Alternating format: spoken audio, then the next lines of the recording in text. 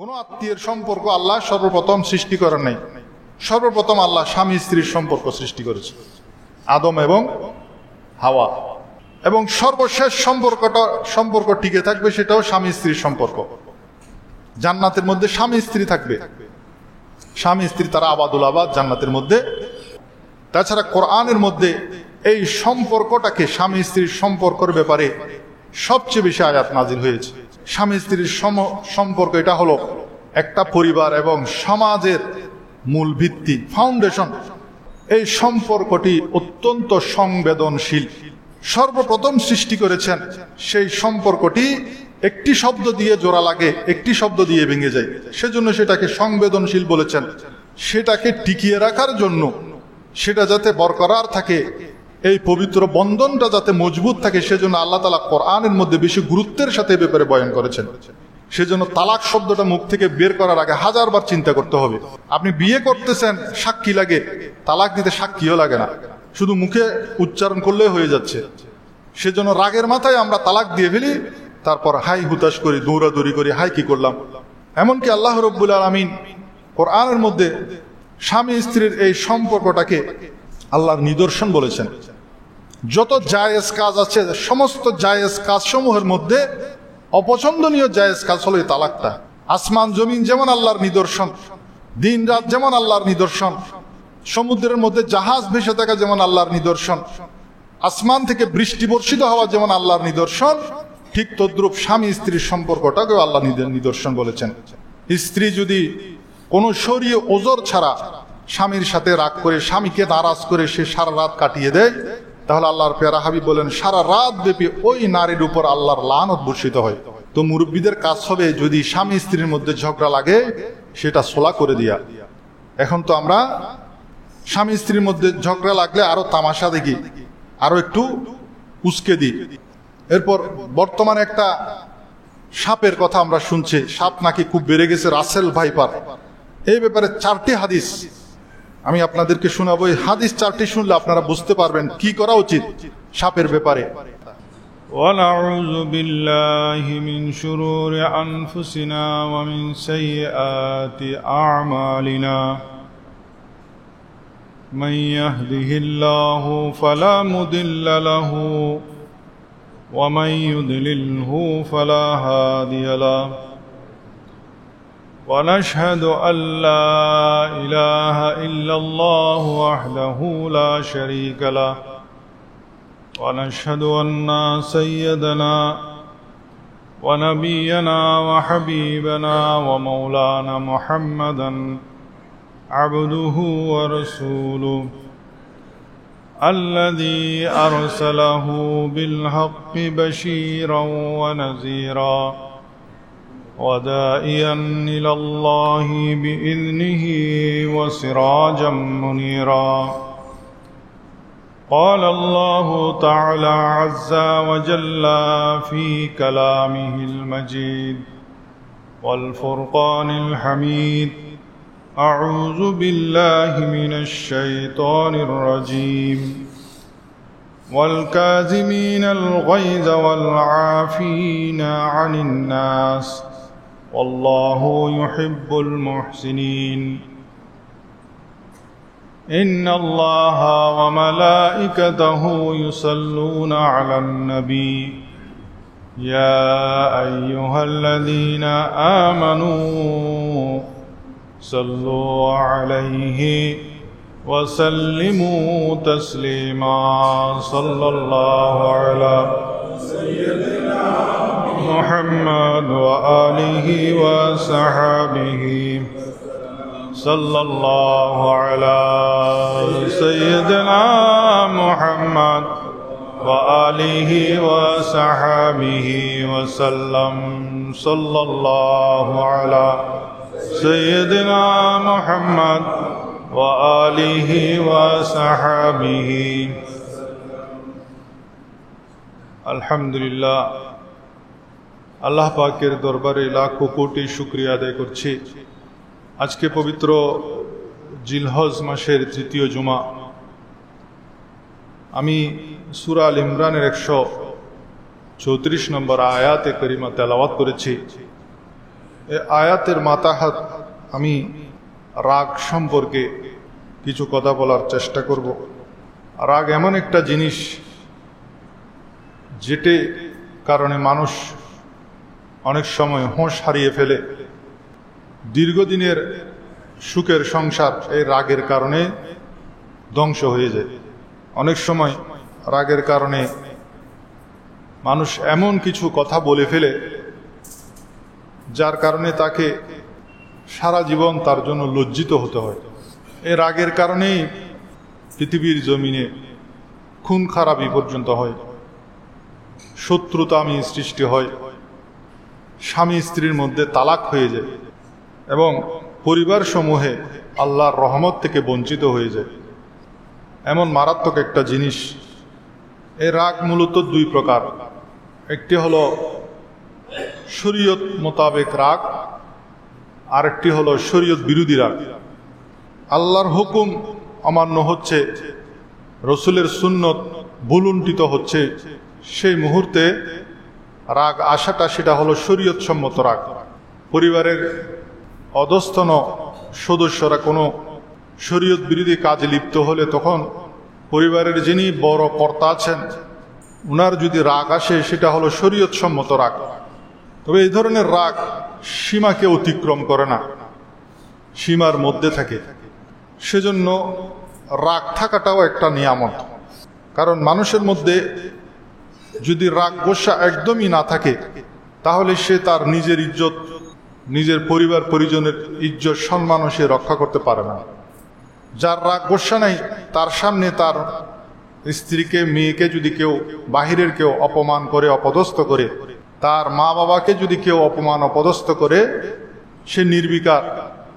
এই ধরনের লোকের ব্যাপারে ইমাম শাফি রহমতুল্লাহ আলাই বলেন তারা হলো গাধার নেই, গাধার সাথে তুলনা করেছেন। সেজন্য রাগ থাকাটা স্বাভাবিক, তবে সেটা শরীয়তের গণ্ডির ভিতর যদি হয় সেটা কল্যাণকর। অনেক সময় সন্তানকে তরবিয়ত করার জন্য, সন্তান নামাজ পড়ছে না তাকে রাগ দেখানো, সন্তান শরীয়ত বিরোধী কাজ করছে তাকে ধমক দেয়া, শাসন করা, এটাও শরীয়ত সম্মত রাগ। আর যদি এই রাগ সীমা অতিক্রম করে যায় তখন সেই লোক শয়তানের ক্রীড়ানকে পরিণত হয়, শয়তান তখন তাকে নিয়ে খেলা করে। আবার হাদিস শরীফের মধ্যে রাগটাকে 4 ভাগে বিভক্ত করেছেন। কিছু রাগ আছে খুব দ্রুত আসে, কিছু মানুষ কথায় কথায় রেগে যায়, আবার খুব দ্রুত সে ঠান্ডাও হয়ে যায়। 2 নম্বর, রাগ খুব দ্রুত আসে কিন্তু ঠান্ডা হয় দেরিতে, এটা খুব খারাপ। 3 নম্বর বলেছেন রাগ আসেও দেরিতে, ঠান্ডাও হয় দেরিতে, যেটাকে আমাদের চিটাঙের ভাষায় ভূতগোস্বা বলে। ভূতগোস্বা, ভূতগোস্বা, অনেক দেরিতে রাগ আসে কিন্তু সেটা আর ঠান্ডা হয় না। 4র্থ হলো রাগ আসে দেরিতে কিন্তু দ্রুত ঠান্ডা হয়ে যায়। আল্লাহর পেয়ারা হাবিব 4র্থ নম্বরের রাগ যেটা অনেক দেরিতে আসে এবং দ্রুত ঠান্ডা হয়ে যায়, সেই রাগটাকে ভালো বলেছেন। সুতরাং বোঝা গেল রাগ তাড়াতাড়ি আসা সেটাও খারাপ, আবার রাগ তাড়াতাড়ি ঠান্ডা না হওয়া সেটাও খারাপ। রাগ দেরিতে আসবে, দ্রুত ঠান্ডা হয়ে যাবে, সেটা ভালো রাগ বলেছেন নবী করিম সাল্লাল্লাহু আলাইহি সাল্লাম। রাগ যদি আমরা দমন করতে পারি, কন্ট্রোল করতে পারি, তাহলে হাজারো লজ্জা থেকে আমরা বেঁচে যেতে পারি। অনেকে রাগের মাথায় তালাক দিয়ে দেয়, কেউ খুশির মধ্যে তালাক দেয় না। অনেক সময় আমাদের ওস্তাদরা বলেছে, শুনেছি যে হুজুর, পুরুষ একটা এসে বলে হুজুর আমি আমার বউকে রাগের মাথায় তালাক দিয়ে দিয়েছি। তো হুজুরে বলছে কি কেউ তো আর আনন্দ চিত্ত খুশি মনে কেউ তো আর বউকে তালাক দেয় না, রাগের মাথায় তো তালাক দেয়। সে বুঝাতে চাচ্ছে আমি রাগী অবস্থায় তালাক দিচ্ছি, সেটা হওয়ার কথা নয়। আপনি যে অবস্থায় তালাক দেন তালাক তো হয়ে যাবে। সেজন্য রাগের মাথায় তালাক দিয়ে পরে পস্তাতে হয়, লজ্জিত হতে হয়। সেজন্য রাগটাকে কন্ট্রোল করতে হবে। অনেক সময় সন্তানেরা রাগের মাথায় মা বাবার সাথে বেয়াদবি করে ফেলে, বড়জনের সাথে বেয়াদবি করে ফেলে, তখন পরে তাকে লজ্জিত হতে হয়। সেজন্য নবী করিম সাল্লাল্লাহু আলাইহি ওয়াসাল্লাম সাহাবায়ে কেরামকে খুব সুন্দর উদাহরণ দিয়ে রাগের ব্যাপারে বলেছেন। আল্লাহর প্রিয় হাবিব বলেন, সাহাবীদেরকে প্রশ্ন করেন, বলো দেখি কে সবচেয়ে বীর পলোয়ান? বীর পলোয়ান কে? তখন সাহাবায়ে কেরাম বলে, যে তার প্রতিপক্ষকে আছাড় দিয়ে ফেলে দিতে পারে সেই তো বীর পলোয়ান। কুস্তি হয় না লাল দিঘি ময়দানে, সেখানে সবচেয়ে বড় বলিকে বলি, যে তার প্রতিপক্ষকে আছাড় দিয়ে ফেলে দেয় সেই তো বলি। তো সাহাবায়ে কেরাম সেই উত্তরই দিয়েছে, ইয়া রাসূলুল্লাহ, যে তার প্রতিপক্ষকে আছাড় দিয়ে ফেলে দিতে পারে সেই তো বীর পলোয়ান। কিন্তু আর আল্লাহর নবী বলেন, না, তোমাদের উত্তর সঠিক হয় নাই। বীর পলোয়ান বা শক্তিশালী সেই ব্যক্তি যে নিজের রাগটাকে কন্ট্রোল করতে পারে, যে নিজের রাগকে দমন করে রাখতে পারে। আল্লাহর প্রিয় হাবিব বলেন, সেই তো সবচেয়ে বেশি শক্তিশালী, সবচেয়ে বড় পলোয়ান। দেখেন নবী করিম সাল্লাল্লাহু আলাইহি ওয়াসাল্লাম কত সুন্দর উপমা দিয়ে, উদাহরণ দিয়ে রাগটাকে দমন করার জন্য বুঝিয়েছেন। এখন আপনার রাগ আসছে, আপনি চকবাজার থেকে আসলেন, রিক্সা ভাড়া 5 টাকা বেশি চেয়েছে, রাগের মাথায় রিক্সাওয়ালাকে থাপ্পড় মেরে দিলেন। আপনি বাহাদুর হতে পারেন নাই। রাগ এসেছে, আপনি রাগের মাথায় বউকে তালাক দিয়ে দিলেন, এটা বাহাদুরি নয়। রাগের মাথায় মা বাবার সাথে উঁচু গলায় কথা বললেন, আপনি বাহাদুর হতে পারেন নাই। রাগের মাথায় আপনি ফাঁসি খেয়ে ফেললেন, বাহাদুর? দুনিয়াও গেছে, আখিরাতও বরবাদ। রাগের মাথায় অনেকে চাকরি একটা আছে সেটা ছেড়ে দিয়েছে, সেটা বাহাদুরি নয়, বরং বাহাদুরি হলো রাগটাকে কন্ট্রোল করা। ইমাম গাজ্জালী রহমতুল্লাহ আলাইহি বলেন, তিনি রাগান্বিত লোকদেরকে মাতালের সাথে তুলনা করেছেন। সেজন্য ইমাম গাজ্জালী রহমতুল্লাহ বলে, রাগান্বিত ব্যক্তি রাগের মাথায় যে কথাগুলো বলে সেটাকে তোমরা পাগলের, মাতালের প্রলাপ হিসেবে গণ্য করো। আর হযরত ঈসা আলাইহিস সালাতুস-সালামকে প্রশ্ন করা হয়েছে, সবচেয়ে বিপজ্জনক জিনিস কি, মুশকিল জিনিস কি? তিনি জবাব দিলেন, আল্লাহর রাগ। আল্লাহর গুসা হলো বান্দার জন্য সবচেয়ে মুশকিল জিনিস, সবচেয়ে বিপজ্জনক। কারণ আমাদের উপর যদি আল্লাহর রাগান্বিত হয়ে যায়, তাহলে সেটা আমাদের জন্য সবচেয়ে বড় বিপজ্জনক। তো আল্লাহ কি জন্য রাগান্বিত হন? তখন ঈসা আলাইহিস সালাতুস-সালাম জবাব দিলেন, যে সমস্ত লোক বেশি রাগী, ঘন ঘন রেগে যায়, যাদের রাগ বেশি, সেই সমস্ত লোকের উপর আল্লাহ তাআলাও রেগে থাকেন। সবাই বলেন নাউজুবিল্লাহ। তো রাগী মানুষের উপর আল্লাহ তাআলার গজব থাকে। রাগের আরবি শব্দ হলো গদব। গদব মানে হলো কি? রাগ। আমরা বলি আল্লাহর গজব, মানে আল্লাহর রাগান্বিত হয়েছেন। তো আল্লাহর গজব থেকে বাঁচতে হলে আমাদের রাগটাকে কন্ট্রোল করতে হবে। আমরা যদি ঘন ঘন রেগে যাই, আমাদের রাগটা যদি বেশি হয়, তাহলে আল্লাহ তাআলাও আমাদের উপর রেগে যান। তারপর প্রশ্ন করা হলো, ঈসা আলাইহিস সালাতুস-সালাম কোন জিনিস রাগকে বাড়িয়ে দেয়? মানুষের মধ্যে রাগ বাড়ে কোন জিনিসের কারণে? তিনি 2টি কথা বলেছেন। নাম্বার 1, অহংকার। অহংকারের কারণে মানুষের মধ্যে রাগ বেড়ে যায়। যাদের মধ্যে অহংকার আছে তারা রাগীও বেশি হয়। দ্বিতীয় হলো পদ পদবী। পদ পদবীর কারণেও মানুষের মধ্যে রাগটা বেড়ে যায়। সে তার অধীনস্থদের উপর রাগ দেখায়। আরো যেসব ক্ষেত্রে মানুষ বেশি রেগে যায়, ঠাট্টা করলে রাগ বেশি আসে, ধোকা দিলে, কেউ যদি ধোকা দেয় তখন রাগ এসে যায়। বিশেষ করে স্ত্রী যদি স্বামীকে ধোকা দেয়, স্বামী যদি স্ত্রীকে ধোকা দেয়, তখন রাগ বেশি আসে। অনেক সময় ক্ষুধার কারণেও রাগ বেশি আসে। যাদের ডায়াবেটিস আছে তাদের যখন ক্ষুধা লাগে তাদের রাগ এসে যায়। সেজন্য ডায়াবেটিস রোগীরা কিছু খাদ্য রাখবেন পকেটের মধ্যে, মেজাজ হারিয়ে ফেলে। চতুর্থত, ক্লান্তির কারণেও রাগ আসে। শারীরিক ব্যথা বেদনার কারণেও রাগ বেড়ে যায়। অসুস্থ অবস্থায় মানুষের রাগ বেড়ে যায়। কারো সাথে না ইনসাফি হলে তার রাগ বেড়ে যায়। জানমাল, ইজ্জত, আবরুর উপর হামলা হলেও রাগ বেড়ে যায়। তো রাগকে দমন করার ব্যাপারে বলেন, রাগ দমন করা মনে রাখতে হবে এটা আল্লাহর হুকুম। রাগ দমনকারীকে আল্লাহ তাআলা ভালোবাসেন। যেমন আমি খুতবার শুরুতে পড়েছি, সূরা আল ইমরানের 134 নম্বর আয়াত আল্লাহ তাআলা বলছেন, আউযু বিল্লাহি মিনাশ শাইতানির রাজীম ওয়াল কাযিমিনাল গায়জ ওয়াল আফিনা আনিন নাস, যারা নিজেদের রাগকে দমন করে এবং মানুষের প্রতি ক্ষমা প্রদর্শন করে। আল্লাহু ইউহিব্বুল মুহসিনিন, আল্লাহ সৎকর্মশীলদেরকে ভালোবাসেন। রাগ দমনকারী এবং মানুষকে ক্ষমাকারীদেরকে আল্লাহ ন্যায়পরায়ণ বলেছেন, সৎকর্মশীল বলেছেন, এবং তাদেরকে আল্লাহ তাআলা ভালোবাসেন। এরপর মাথায় রাখবেন, রাগের মাথায় কারো উপর হামলা যদি আপনি করেন, তার বদলার জন্য আপনি অপেক্ষা করবেন। আপনি শত্রু বাড়িয়েছেন, রাগের মাথায় কারোর সাথে আপনি খারাপ আচরণ করেছেন, সে আপনার শত্রু হয়ে গেল। আপনি রাস্তা দিয়ে হাঁটতেও আপনার ভয় লাগবে, রাত্রে ঘুমাতেও আপনার ভয় লাগবে, নিজেই নিজের ক্ষতি করেছেন। সেজন্য রাগটাকে দমন করে রাখাটাই হলো উত্তম। আপনি যত রেগে যাবেন, শয়তান আপনাকে নিয়ে খেলা করবে। রাগের মাথায় সেজন্য যত সিদ্ধান্ত নেয় মানুষ, সব ভুল সিদ্ধান্ত নেয়, কারণ শয়তানই তখন তাকে পরিচালনা করে। আর যারা রাগের মাথায় কিছু করে, সারা জীবন তারা পস্তায়।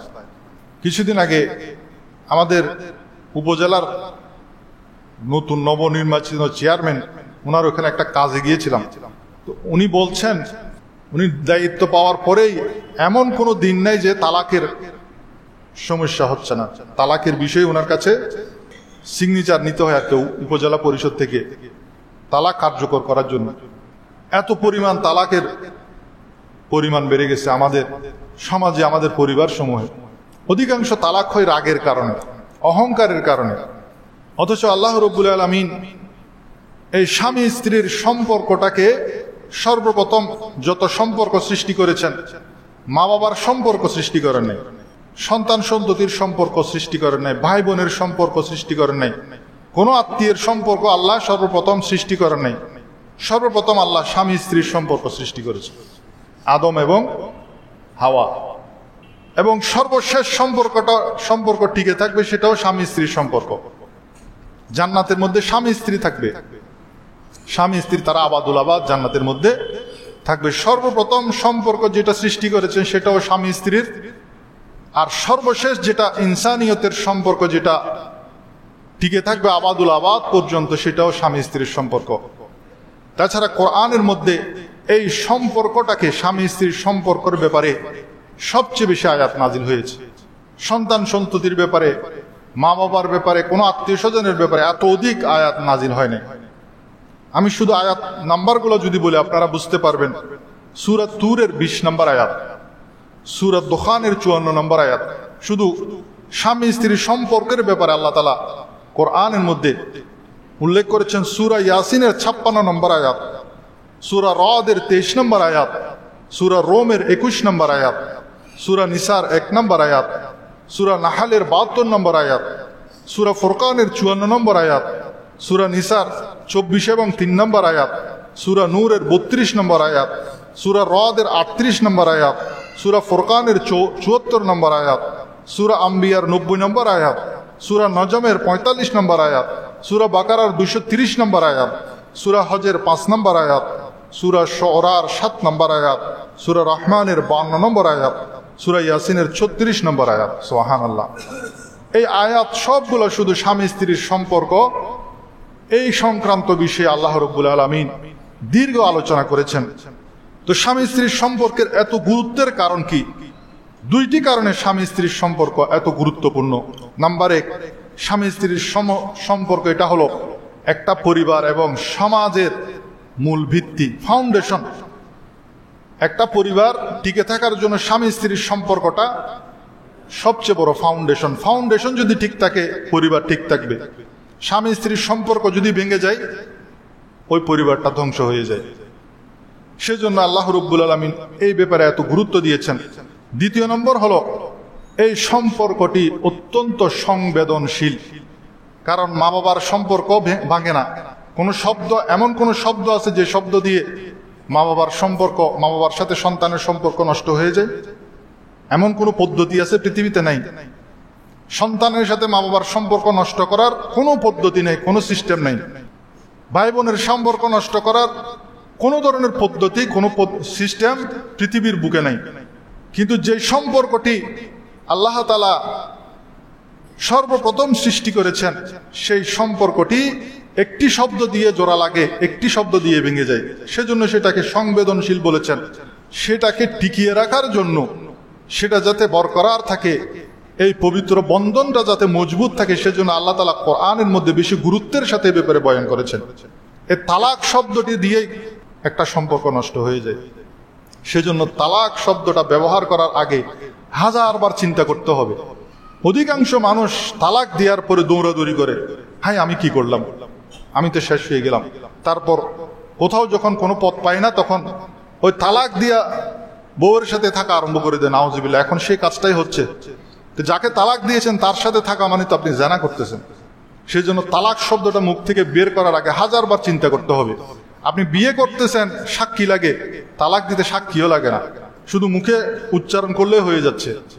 সেজন্য রাগের মাথায় আমরা তালাক দিয়ে ফেলি, তারপর হাই হুতাশ করি, দৌড়াদৌড়ি করি, হাই কি করলাম, আমার সন্তানগুলা কোথায় যাবে, আমার এই ছোট ছোট বাচ্চাগুলা কি করবে, সব হয় রাগের মাথায়।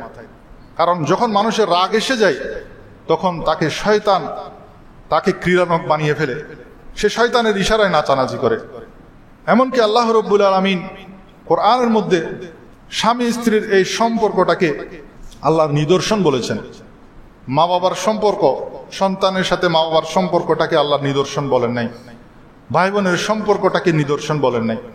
আল্লাহ অনেক বড় বড় কিছু নিদর্শন আছে যেগুলোকে আল্লাহ তাআলা নিজের নিদর্শন বলে ঘোষণা করেছেন।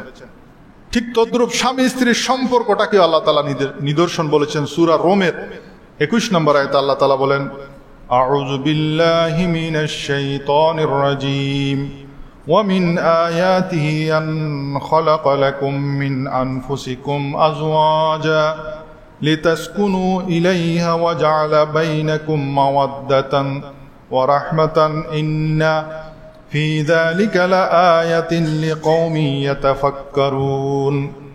আর আল্লাহর বড় একটি নিদর্শন এই যে তিনি তোমাদের জন্য তোমাদের মধ্য থেকে তোমাদের সঙ্গিনীদেরকে সৃষ্টি করেছেন, আপনার থেকে আপনার সঙ্গিনীকে সৃষ্টি করেছেন, সেটাকে আল্লাহ তাআলা সবচেয়ে বড় নিদর্শন বলেছেন। তিনি তোমাদের মধ্যে পারস্পরিক সম্প্রীতি এবং ভালোবাসা সৃষ্টি করেছেন। নিশ্চয় এতে চিন্তাশীল লোকদের জন্য নিদর্শনাবলী রয়েছে। স্বামী স্ত্রীর এই সম্পর্ক, এই ভালোবাসার মধ্যে যারা জ্ঞানী, যারা গবেষণা করে, যারা চিন্তাশীল, তাদের জন্য চিন্তার গবেষণার অনেক কিছু আছে। এই ধরনের আল্লাহর নিদর্শন বলে আল্লাহ তাআলা আর অনেক কিছুকে বলেছেন, যেমন সাফা মারওয়া, এটাকে আল্লাহ নিদর্শন বলেছেন। আসমান জমিনকে আল্লাহ নিদর্শন বলেছেন। আসলে আসমান জমিন আল্লাহর নিদর্শন। সমুদ্রের মধ্যে জাহাজ ভেসে থাকাকে আল্লাহ নিদর্শন বলেছেন। আসমান থেকে বৃষ্টি বর্ষণ হওয়াকে আল্লাহ নিদর্শন বলেছেন। জমিন সুজলা সুফলা শস্য শ্যামলা হওয়া, একটা বীজ বপন করে দিয়েছেন, তার থেকে চারা উদ্গীরণ হওয়া, তার থেকে ফসল হওয়া, এগুলাকে আল্লাহ নিজের নিদর্শন বলেছেন। ঋতুর পরিবর্তনকে আল্লাহ নিদর্শন বলেছেন। তো এর সাথে সাথে আল্লাহ তাআলা সূরা রোমের 25 থেকে আপনি 20 থেকে 25 নম্বর আয়াতের মধ্যে এই নিদর্শন সমূহের বর্ণনা আপনি ধারাবাহিকভাবে পাবেন। যেমন আল্লাহ তাআলা বলছেন, ওয়া মিন আয়াতিহি আন খালাকাকুম মিন তুরাব, তার নিদর্শনাবলীর মধ্যে এক নিদর্শন এই যে তিনি মৃত্তিকা থেকে তোমাদেরকে সৃষ্টি করেছেন। ওয়া মিন আয়াতিহি আন খালাকা লাকুম মিন আনফুসিকুম আজওয়াজা, তিনি তোমাদের সঙ্গিনীদের সৃষ্টি করেছেন, এটাও আল্লাহর বড় নিদর্শন। ওয়া মিন আয়াতিহি খালাকাস সামাওয়াতি ওয়াল আরদ, আল্লাহ আসমান জমিন সৃষ্টি করেছেন, এটাও আল্লাহর বড় নিদর্শন। ওয়া মিন আয়াতিহি মানামুকুম বিল-লাইলি ওয়ান-নাহার, রাতের এবং দিনের যে পরিবর্তন, সেটার মধ্যে আল্লাহর অনেক বড় নিদর্শন রয়েছে। ওয়া মিন আয়াতিহি ইউরিকুমুল বারকা খাউফান ওয়া তামা ইলা আখিরিল আয়াত, আল্লাহর বড় নিদর্শন হলো তিনি তোমাদের দেখান বিদ্যুতের চমক, ভয় এবং ভরসার জন্য, এবং আকাশ থেকে পানি বর্ষণ করেন। ওয়া মিন আয়াতিহি আন তাকুমাস সামাই ওয়াল আরদ, আল্লাহর বড় নিদর্শন হলো আসমান এবং জমিন। এভাবে সূরা রোমের 20 থেকে 25 নম্বর আয়াতে আল্লাহ তাআলা বড় বড় নিদর্শনের মাঝখানে স্বামী স্ত্রীর সম্পর্কটাকেও আল্লাহ বড় নিদর্শন বলেছেন। সে অনেক বড় নিদর্শন যেটাকে আল্লাহ তাআলা বলেছেন, সেটাকে আপনি একটা শব্দ দিয়ে রাগের জন্য আপনার এই রাগটাকে কন্ট্রোল না করে, ওয়াল কাযিমিনাল গাইজ বলেছেন আল্লাহ তাআলা, তোমরা রাগটাকে কন্ট্রোল করো। রাগের কারণে আপনি তালাক দিয়ে দিচ্ছেন কেন? কেন আপনার এই বড় নিদর্শন যেটাকে আল্লাহ বলেছেন সেটাকে ধ্বংস করে দিচ্ছেন? কেন আপনার পরিবারটাকে ধ্বংস করে দিচ্ছেন? কারণ কি? আমরা রাগ করি, আমাদের রাগটাকে আমরা কন্ট্রোল করতে জানি না। আমাদেরকে রাগকে কন্ট্রোল করতে হবে, দমন করতে হবে। স্বামী স্ত্রীর যখন রাগ আসে তখন সেটাকে সুতার সাথে তুলনা করেছেন। একটা সুতা যখন দুই দিক থেকে টানাটানি করে সেটা সহজেই ছিঁড়ে যায়, কিন্তু যখন একজন টান দিল আরেকজন যখন ঢিল দিবে সেটা আর ছিঁড়বে না। স্বামী স্ত্রীর সম্পর্কের মধ্যে সেরকম ঝগড়া হবে, রাগ আসবে, একজন যখন রেগে যাবে আরেকজন ঠান্ডা হয়ে যেতে হবে সুতার মতো। তখন আপনার সম্পর্কটা, এই সম্বন্ধতা টিকে থাকবে। এক মহিলা হুজুরের কাছে গিয়ে বলে, হুজুর আমার স্বামী অফিস থেকে এসে বকাঝকা করে, প্রতিদিন অনেক রাত পর্যন্ত আমাদের ঝগড়া চলে। তখন হুজুরে কি করলো, পানি পড়া দিল। বলছে আপনার স্বামী যখন কাজ থেকে আসবে তখন আপনার স্বামী বকাঝকা শুরু করলে আপনি এই পানি পড়াগুলো মুখের মধ্যে নিয়ে বসে থাকবেন। এখন স্বামী এসে বকাঝকা শুরু করে, স্ত্রী কোনো জবাব দেয় না, কারণ মুখের মধ্যে পানি নিয়েছে সেটা গিলতেও পারতেছে না, কারণ হুজুরে মানা করছে। এখন স্বামী বকাঝকা করে ক্লান্ত হয়ে গেছে, আর কিছু বলে না। যখন রিপ্লাই আসে না, জবাব যখন দিচ্ছে না, মুখে মুখে তর্ক যখন হচ্ছে না, অটোমেটিক স্বামী ঠান্ডা হয়ে গেছে। একদিন, 2 দিন, 3 দিন, এখন স্ত্রী মনে করতেছে হুজুরের পানি পড়া কাজ করতেছে। আসলে হুজুরের পানি পড়া না, বরং ওই মুখের মধ্যে পানি নিছে, সে জবাব যে দিচ্ছে না, তার কারণে তাদের ঘরের ঝগড়াটা বন্ধ হয়ে গেছে। সেজন্য যখনই একজন রেগে যাবে আরেকজনকে ঠান্ডা হয়ে যেতে হবে। তখন দেখবেন অটোমেটিক আপনার ঘরের সমস্যাটা, যেটা আপনি কাউকে বলতে পারতেছেন না, সেটা অটোমেটিক সমাধান হয়ে যাবে। আগের যুগের মা বাবারা মেয়েকে বিয়ে দিলে তাকে উপদেশ দিত, মুরব্বীরা উপদেশ দিত যে তোমাকে এই পালকিতে করে পাঠিয়ে দিচ্ছি, এই পালকিটা তোমার স্বামীর উঠানে, তোমার শ্বশুর বাড়ির উঠানের মধ্যে নামবে, সেখান থেকে তোমার শেষ জানাজার পালকি যাতে আসে, সেই উপদেশটা দিত মেয়েদেরকে। সেজন্য তৎকালীন আগেরকার মহিলারা যতই কষ্ট হোক মুখ বুঝে সহ্য করত, ঘর টিকে থাকতো, সংসার টিকে থাকতো, তালাক হতো না। মদিনার আনসারদের ব্যাপারে আল্লাহর পেয়ারা হাবিব প্রশংসা করতেন যে একটা মেয়েকে আপনার ঘরে নিয়ে আসছেন, সে মেয়েটাকে আপনারা এমন পরিবেশ দিবেন সে যেন আপনার ঘরটাকে তার নিজের ঘর মনে করে। সেই কাজটা করতো মদিনার আনসাররা। আমার নবীজি বলছেন, মদিনার আনসারদেরকে ধন্যবাদ দিয়ে বলছেন, প্রশংসা করে বলছেন যে মদিনার আনসারদের ঘরের কোনো একটা মেয়ে যদি, নতুন বউ যদি আসে, সে বউটা তার ঘর, সেটা কি তার ঘর না শ্বশুর ঘর সে বুঝতে পারে না, এমন সুন্দর পরিবেশ তারা সৃষ্টি করে রাখে। তো আপনার ঘরটাকে যদি মদিনার আনসারদের মতো করে নেন, একটা মেয়েকে আপনার ঘরে নিয়ে আসছেন, এখন শ্বশুরি, ননদ, আরো যারা যারা আছে সবাই মিলে যদি তাকে শত্রু ভাবেন, সে যদি আপনাদেরকে শত্রু ভাবে, তাহলে ঘরের মধ্যে আর শান্তি হবে না, অশান্তি লেগেই থাকবে। সেজন্য মদিনার আনসারদের চরিত্র আমাদেরকে গ্রহণ করতে হবে, তাহলে আমাদের ঘরসমূহের মধ্যে ঘরসমূহ আবাদ হবে। আর ঘরের বড়রা যারা আছেন, আজকাল তো বড়রা ঝগড়া লাগিয়ে দিয়ে তামাশা দেখে, কিন্তু আমার নবীর সুন্নত কি, ফাতেমা রাদিয়াল্লাহু তাআলা আনহার ঘরের মধ্যে গিয়ে দেখেন ফাতেমা কান্না করছেন। আমার নবীজি বলল, আলী কোথায়? আমার নবীজি বুঝতে পারছেন যে ঝগড়া হয়েছে। ফাতেমা বলে সে ঘর থেকে রাগ করে বের হয়ে গেছে, আল্লাহর পেয়ারা হাবিব মসজিদে চলে গেছেন। কারণ সাহাবায়ে কেরাম যে কোনো পেরেশানিতে মসজিদে গিয়ে আশ্রয় নিত। আমার নবী দেখেন হযরত আলী রাদিয়াল্লাহু তাআলা আনহু মসজিদে নববীর মধ্যে ফ্লোরের মধ্যে, তখন তো আর টাইলস ছিল না, মাটির ফ্লোরের মধ্যে শুয়ে আছেন, পিঠের মধ্যে ধুলাবালি লেগে আছে। আমার নবীজি আলী রাদিয়াল্লাহু তাআলা আনহুর পিঠ থেকে ধুলাবালি সরিয়ে দিচ্ছেন, সরিয়ে দিয়ে বলে, আরো আবু তোরাব, ও মাটির বাবা। সেদিন থেকে আলী রাদিয়াল্লাহুর একটি উপাধি হলো আবু তোরাব, মাটির বাবা। ও আবু তোরাব, উঠো আমার সাথে চলো। হাত ধরে টেনে নিয়ে গেছেন আলী রাদিয়াল্লাহু তাআলা আনহুকে নিয়ে। আমার নবী হযরত ফাতেমা রাদিয়াল্লাহু তাআলা আনহার ঘরে রুমের মধ্যে ঢুকলেন, ফাতেমাতে ডাকলেন। আমার নবীজি শুয়ে গেলেন বিছানার মধ্যে, আলী রাদিয়াল্লাহু তাআলা আনহুকে ডান পাশে শোয়ালেন, ফাতেমা রাদিয়াল্লাহু তাআলা আনহাকে বাম পাশে শোয়ালেন। হযরত আলীর হাতটাকে আমার নবীর পেটের উপর রাখলেন, তার উপর ফাতেমার হাতটাকে আলীর হাতের উপর রাখলেন, সবার উপরে আমার নবী নিজের ডান হাতটা রাখলেন, রেখে এবার বললেন, ও আলী, ফাতেমা, তোমরা আমার মুখে মুখে বলো আমাদের মধ্যে সন্ধি হয়ে গেছে। তোমরা আমার সাথে বলো, ওয়াদা করো আমাদের মধ্যে যত ঝগড়া ছিল, যত ঝগড়া বিবাদ ছিল, সেগুলা মিটে গেছে। আমরা একে অপরের সাথে সন্ধি করে ফেললাম, একে অপরের সাথে মিটমাট করে ফেললাম। সবাই বলেন সুবহানাল্লাহ। কিসের ঝগড়া আমার নবী জিজ্ঞেস করে নাই। এরাও বলে নাই যে আমাকে এটা বলছে সেটা বলছে, কোনো অভিযোগ করে নাই। আমার নবী তাদের ঝগড়াটা মিটিয়ে ঘর থেকে বের হয়ে গেলেন। সাহাবায়ে কেরাম দেখছেন আমার নবী খুব আনন্দিত, খুশি। সবাই জিজ্ঞেস করছেন, ইয়া রাসূলুল্লাহ, আজকে আপনাকে এত আনন্দিত কেন লাগছে? তখন আমার নবীজি বলছেন, আমি আলী এবং ফাতেমার মধ্যে সোলা করে দিয়েছি, সন্ধি করে দিয়েছি, সেজন্য আমি খুশিতে হাসছি। সবাই বলেন সুবহানাল্লাহ। তো মুরব্বীদের কাজ হবে, যদি স্বামী স্ত্রীর মধ্যে ঝগড়া লাগে সেটা সোলা করে দিয়া। এখন তো আমরা স্বামী স্ত্রীর মধ্যে ঝগড়া লাগলে আরো তামাশা দেখি, আরো একটু উস্কে দিই, ঝগড়াটা আরো বেড়ে যাক। এটাই হলো আমাদের সমস্যা। তো ইসলাম প্রত্যেক বিষয়ে আমাদেরকে ব্যালেন্স করে সমাধান দিয়েছেন। যেমন কোন একজন মহিলা, স্ত্রী যদি কোনো শরীয় ওজর ছাড়া স্বামীর সাথে রাগ করে, স্বামীকে নারাজ করে সে সারা রাত কাটিয়ে দেয়, তাহলে আল্লাহর পেয়ারা হাবিব বলেন সারা রাত ব্যাপী ওই নারীর উপর আল্লাহর লানত বর্ষিত হয়। আবার এমন নয়, অনেক ঘর আছেন তালাকের অপশনটা রাখা হয়েছে, অনেক পরিবার আছে প্রতিদিন স্ত্রীর গায়ে হাত তোলে, মারে। আমাদের এক প্রতিবেশী, অবশ্য তারা এখন নাই, ওই জায়গাটা বিক্রি করে তারা অন্য জায়গায় চলে গেছে। আমি তখন ছাত্র অবস্থায়, আমার এখনো মনে আছে যে লোকটা ড্রাইভারি করত, সে প্রতিদিন রাতে এসে তার স্ত্রীকে মারত। মারের চোটে সেই মহিলা দৌড়ে চলে আসতো আমার মায়ের কাছে আশ্রয় নিতে।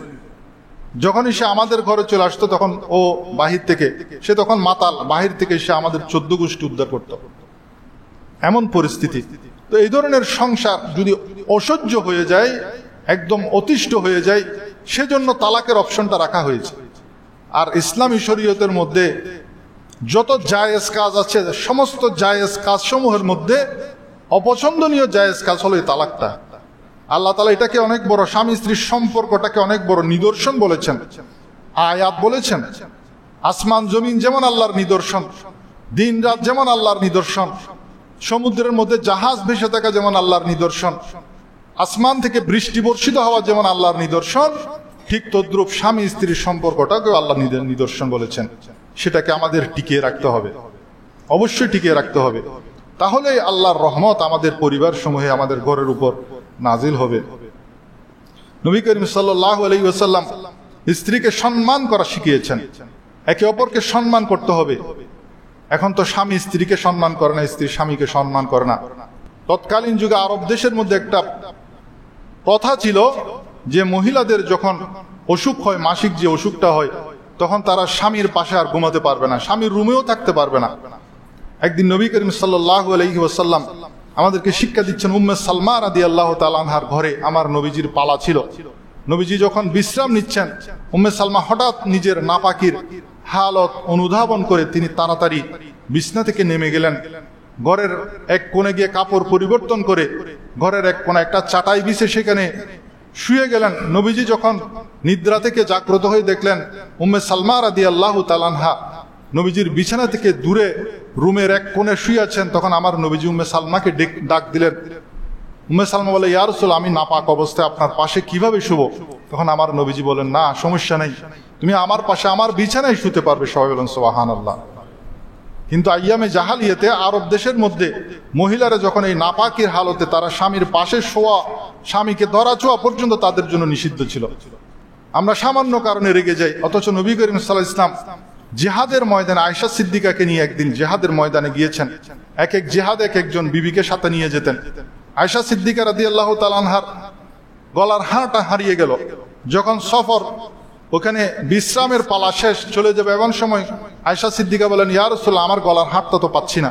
তখন আল্লাহর নবী সাহাবায়ে কেরামকে বললেন যে তোমরা আয়েশার গলার হাড়টা খুঁজে দেখো।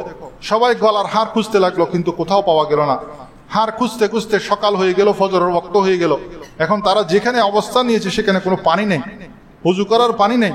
সবাই রাগান্বিত হল, আবু বকরকে তাড়না দিতে লাগলো যে তোমার পরিবারের কারণে, আয়েশা সিদ্দিকার কারণে আজকে এই অবস্থা, আমরা ওযু কেমনে করব, নামাজ কেমনে পড়বো? তখন আবু বকর সিদ্দিকের খারাপ লেগেছে, তিনি দ্রুত নবীজির হুজরায় প্রবেশ করলেন, দেখেন নবীজি আয়েশা সিদ্দিকার কোলের মধ্যে মাথা রেখে ঘুমাচ্ছেন, আয়েশা সিদ্দিকা বসে আছেন। হযরত আবু বকর সিদ্দিক নিজের হাত দিয়ে আয়েশা সিদ্দিকার পাঁজরের মধ্যে আঘাত করলেন এবং বললেন, তোমার কারণে আজকে এই সমস্যাটা হয়েছে। কিন্তু আল্লাহর নবী যখন জাগ্রত হলেন, জিবরাইল আলাইহিস সালাম তখন তায়াম্মুমের আয়াত নিয়ে চলে আসলেন। তায়াম্মুমের আয়াতটা, তায়াম্মুমের হুকুমটা পূর্ব শরীয়তে কারো জন্য ছিল না। মাটির মধ্যে হাত মেরে মুখে মেরেছেন, হাতে মেরেছেন, আপনি ওযু হয়ে গেছে। এত সুন্দর সহজ সমাধান, তায়াম্মুমের বিধান সেদিনই নাজিল হয়েছে। তায়াম্মুম করে সবাই নামাজ পড়লেন। নামাজের পরে যখন ওঁট তুলল, ওঁটের নিচে দেখ আয়েশা সিদ্দিকার সে হাড়টি পাওয়া গেল। দেখেন আবু বকর সিদ্দিকের পরিবারের কারণে সেদিন তায়াম্মুমের আয়াত আমরা পেয়েছি।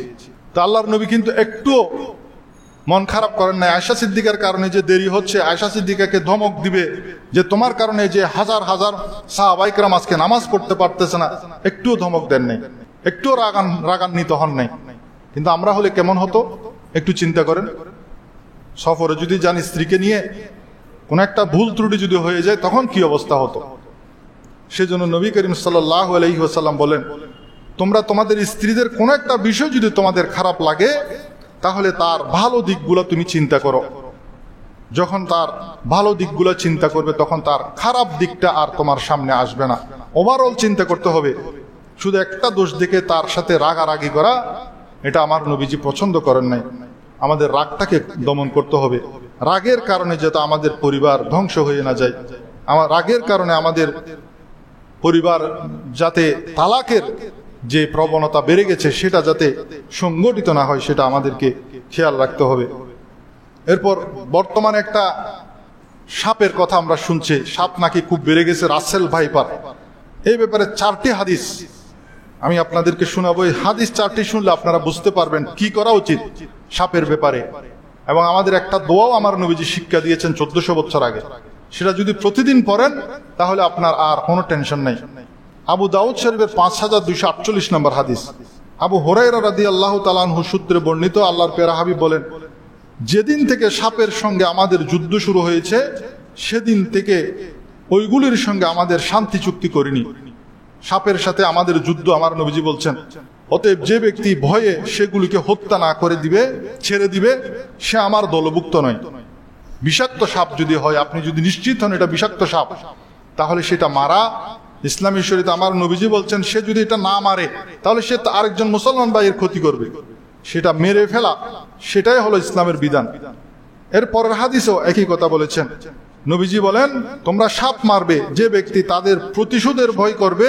অর্থাৎ আমি যদি সাপকে মারি তাহলে সাপের স্ত্রী আমাকে সবল মারবে, সাপের ভাই আমাকে আসে সবল মারবে, প্রতিশোধ গ্রহণ করবে। তো এই ধরনের প্রতিশোধের ভয় করে কেউ যদি সাপ না মেরে ছেড়ে দেয়, তাহলে আমার নবী বলছেন সে আমার উম্মত নয়। 3 নম্বর হাদিস হলো আব্বাস ইবনে আব্দুল মুত্তালিব সূত্রে বর্ণিত। তিনি বলেন, নবী করিম সাল্লাল্লাহু আলাইহি ওয়াসাল্লাম বলেন, আমরা জমজম কূপটাকে পরিষ্কার করতে চাই, কিন্তু সেখানে ছোট ছোট সাপ রয়েছে। তখন আমার নবীজি বলছেন, তোমরা সেগুলো মেরে ফেলো। আবু দাউদ শরীফের 5252 নম্বর হাদিস, সালিম রাহমাতুল্লাহ আলাইহি থেকে তার পিতার সূত্রে বর্ণিত, আল্লাহর প্যারা হাবিব বলেন, তোমরা সাপ মেরে ফেলবে। বিশেষ করে 2 ধরনের সাপের কথা বলেছেন, ডোরা কাটা সাপ, লেজ কাটা সাপ, অর্থাৎ সেগুলো বিষাক্ত সাপ। সেই বিষাক্ত সাপ যদি হয়, এখন অনেকে এই সাপের নাম ধরে অনেক, যেগুলো বিষ নেই, ঘর কোনো সাপ একটা আছে ঘরের কোনায় থাকে, এগুলো কোনো বিষ নেই। এই ধরনের অনেক সাপ আছে বিষ নেই, সেগুলো আমাদের পরিবেশের জন্য উপকারী। তো যেটা বিষ, যেটা বলছে রাসেলস ভাইপার, যেটা বলছে সেটা কিন্তু বিষাক্ত সাপ, তবে আমাদের চট্টগ্রামে এখনো পর্যন্ত ধরা পড়ে নাই। অনেক জায়গায় এই সাপের নামে ভালো সাপ যেগুলো আমাদের পরিবেশের জন্য উপকারী, সেগুলো মেরে ফেলতেছে। তো সাপের ভয় যদি লাগে, সেটা থেকে বাঁচার জন্য আমার নবীজি একটা দোয়া শিখিয়েছেন। সকালে এবং সন্ধ্যায় কেউ যদি এই দোয়াটি 3 বার পড়ে, তাহলে কোনো বিষক্রিয়া তার উপর কাজ করবে না। সেটা হলো আউযু বিকালিমাতিল্লাহি তাম্মাতি মিন শাররি মা খালাক। বলেন আমার সাথে, আউযু বিকালিমাতিল্লাহি তাম্মাতি মিন শাররি মা খালাক। সকালে 3 বার, সন্ধ্যায় 3 বার। তো এই হাদিসের বর্ণনাকারীর ব্যাপারে এই হাদিসের মধ্যে আছে যে তার পরিবারের সবাই এই দোয়াটি পড়তো। তো তার পরিবারের একটা মেয়েকে রাত্রে সাপে সবল দিয়েছে, বিষাক্ত সাপে। সেই দিন সন্ধ্যাবেলা এই দোয়াটি পড়েছিল। এই হাদিসের মধ্যে লিখছে যে তার ওই ঘরের মেয়েটির যে এত বিষাক্ত সাপ, সেটা তাকে সবল মারার পরও তার কোনো ক্ষতি হয় নাই। সবাই বলুন সুবহানাল্লাহ। সেজন্য সকাল সন্ধ্যা এই দোয়াটি পড়বেন। আল্লাহ রাব্বুল আলামিন আমরা এতক্ষণ পর্যন্ত যা কিছু শুনলাম, বিশেষ করে রাগের ব্যাপারে, রাগটাকে আমাদের কন্ট্রোল করতে হবে। রাগের কারণে যাতে আমাদের পরিবারের মধ্যে কোনো ধরনের অশান্তি সৃষ্টি না হয় সেদিকে আমাদের খেয়াল রাখতে হবে। এবং বিশেষ করে তালাকের ব্যাপারে আমাদের সতর্ক থাকতে হবে। তালাক শব্দটি বের করার আগে আমাদের হাজারবার চিন্তা করতে হবে। আমাদের সমাজে যে তালাকের পরিমাণ বেড়ে গেছে সেখান থেকে আমাদের বাস আসতে হবে। রাগ দমন করার ব্যাপারে হাদিস শরীফে কয়েকটি আমল, সেটা বলে আমি শেষ করছি। আল্লাহর প্যারা হাবিব বল, যখন রাগ এসে যাবে আউযু বিল্লাহি মিনাশ শাইতানির রাজিম পড়ো। এরপরও যদি কন্ট্রোল না হয়, তুমি যদি দাঁড়ানো থাকো বসে যাও, বসে থাকা অবস্থায় যদি না কমে তাহলে শুয়ে যাও, এরপরেও যদি না কমে তাহলে তুমি অজু করে ফেলো, অজুর পরেও যদি তোমার রাগ না কমে তাহলে তুমি গোসল করে ফেলো। এবং গবেষকগণ বলছেন যে রাগটা 15 মিনিট থাকে। আপনি যদি রাগ আসে তখন 15 মিনিট পর্যন্ত আপনি যদি এটাকে কন্ট্রোল করতে পারেন তাহলে আপনি হাজারো লজ্জা থেকে বেঁচে যেতে পারবেন। সেজন্য আপনার যখন রাগ এসে যাবে আপনি 15 মিনিট, দরকার হলে যার সামনে দাঁড়িয়ে আছেন, যার জন্য আপনার রাগ উঠছে তার সামনে থেকে আপনি আরেক রুমে চলে যান। 15 মিনিট পরে আসেন, দেখবেন আপনার রাগ অটোমেটিক। যাদের ঘন ঘন রাগ আসে তারা ডায়েরি মেনটেন করবেন, লিখে রাখবেন কি জন্য আপনার রাগ উঠছে, সেগুলো থেকে আপনি বিরত থাকবেন। আর ঘরে প্রবেশ করার সময় বিসমিল্লাহ বলে প্রবেশ করবেন। আপনি ঘরে যখন প্রবেশ করবেন আপনার সাথে শয়তান প্রবেশ করে, সেই জন্য ঘরের মধ্যে ঝগড়া লেগে থাকে। বিসমিল্লাহ বলে যখন ঘরে ঢুকবেন তখন আপনার সাথে আর শয়তান ঢুকবে না। আমার নবীর সুন্নত হলো, নবীজি আয়েশা সিদ্দিকা বলেন, আমার নবী যতই ব্যস্ততা থাকুক যখনই ঘরে আসতেন হাসি মুখে ঘরের মধ্যে ঢুকতেন এবং সালাম দিতেন। তো হাসি মুখে যদি আপনি ঘরে ঢুকেন, বিসমিল্লাহ বলে ঢুকেন, ঘরবাসীকে যদি সালাম দিয়ে ঢুকেন, তাহলে আপনার ঘরের মধ্যে আর অশান্তি হবে না। আল্লাহ রাব্বুল আলামিন আমরা যা কিছু শুনলাম আমল করার তৌফিক দান করুন। যারা সুন্নত করেন নাই সুন্নত করেন। আসসালামু আলাইকুম।